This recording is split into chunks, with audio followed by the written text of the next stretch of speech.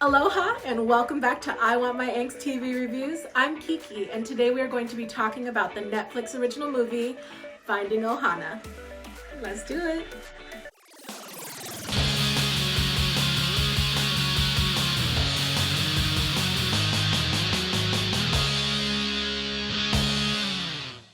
Welcome back, guys. Don't forget to share with your friends, comment along, and subscribe. Now let's talk about this movie. Ohana means family. Finding Ohana is a Goonies type adventure that tells the story of two mainlander Hawaiian kids who are being uprooted from their Brooklyn home and moved to rural Oahu. What if Papa doesn't have internet?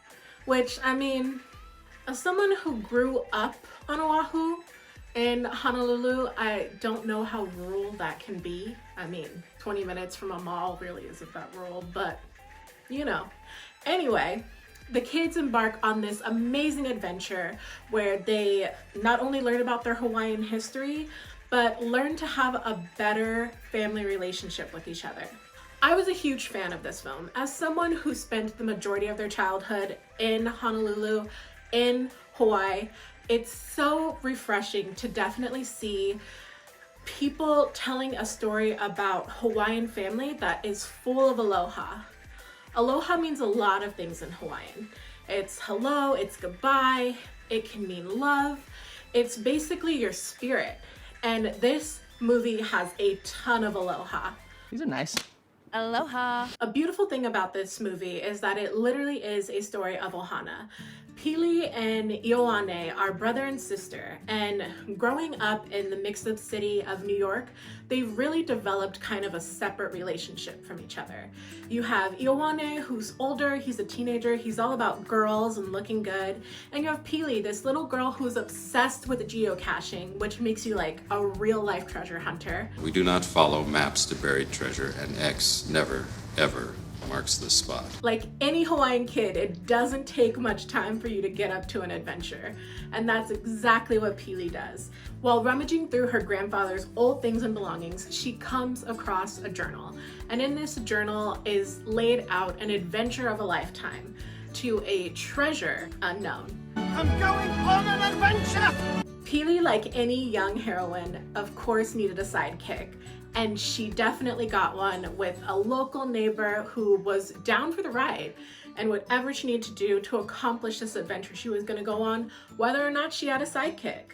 How low is my self-esteem that I'm the sidekick in my own fantasy? I loved seeing her friend add a little bit of local flavor to the movie. It also shows you that there are white people who live in Hawaii and who are treated as Hawaiians, as kamaina, and that is definitely what Pili's sidekick was. That's some John Wick fancy business. A big part of this adventure is that it's through Pili's interpretation, and one thing that we do get to see that really adds a lightness to the movie is this sort of drunk history type of interpretation of the things that she's uncovered in this journal. Hamilton told everyone everything anyway, so there's no point in you shooting at each other. Sorry, I gotta put my phone on vibrate. There's a lot of value and lesson to be learned as well. As an older sibling, it's important to kind of shoulder the burden of something that can be scary or unknown for a sibling. And you see Ioane really take on that role for Pili by being the strong big brother, even though he's going through the entirety of the film with a crazy spider bite on his hand and no idea how to get out of these volcanic tunnels. Why does it have so many eyes? Those aren't eyes. But this story isn't just about strengthening a relationship between a brother and a sister. We also have Leilani, their mother, who was the person who left the island with her kids, really coming to terms with the relationship that she has with her father, Kimo. Mahalo. Seems a little unsanitary. One of the things I loved is its incredible use of Hawaiian language. Not only is it threaded all throughout the movie, but it teaches people a lot of really important phrases if you're ever thinking of visiting Hawaii, like kapu, which means something is sacred or holy. I have to enter. I mean, no disrespect. Your turn? What's up, Mountain? You looking beautiful right now. Good. We can go now. Not only did the film embrace like common Hawaiian phrases, we learned about certain things like kamaina and koko, which is really important.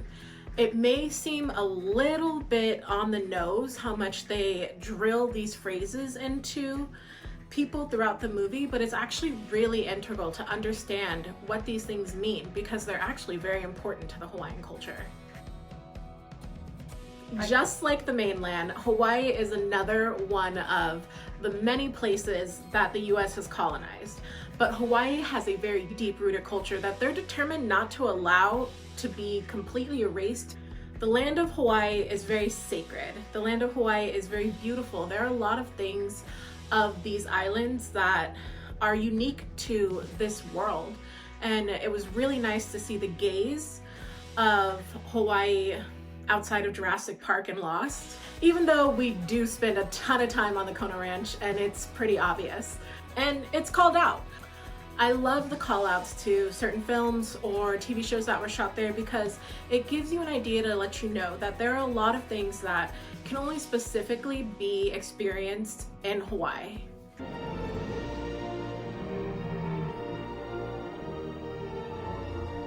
The reason I compared this to Goonies is because it has kind of a lot of links, including one major one, which is Data from Goonies.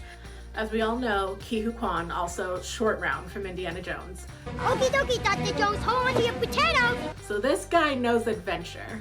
We're on a treasure hunt. We're in volcanic tunnels. There's pirates. There's sword fights. There's falling through holes and booby traps. It's amazing. Run! The movie comes to a head with actual treasure discovery, which is phenomenal, and a life-learned lesson about what it is to disturb kapu, to disturb a tomb, and the importance of leaving something as it lays. The film does run a little long. It's almost 2 hours, but I was entertained the entire time. I think it's really nice that we have another Hawaii film. You know, it's not Lilo and Stitch. It's not Moana, which was actually a very great effort, Disney, but it's something that's live action with people, family, names, and understanding of the island that a lot of people are missing. Overall, I think that this is a really great family movie. If you like Dora the Explorer, if you need a little like uplifting romance story, if you really just want a story of family or kind of to introduce your kids to Goonies in like a Goonies light way, this is definitely the route to go. So make sure you check out Finding Ohana on Netflix. I'm not as strong as I look. I only went to one CrossFit class. It was a free trial. Shut up! Thank you guys so much for watching. Don't forget to like, subscribe, and comment below. Again, I'm Keiki, and aloha, ahui ho. Bye!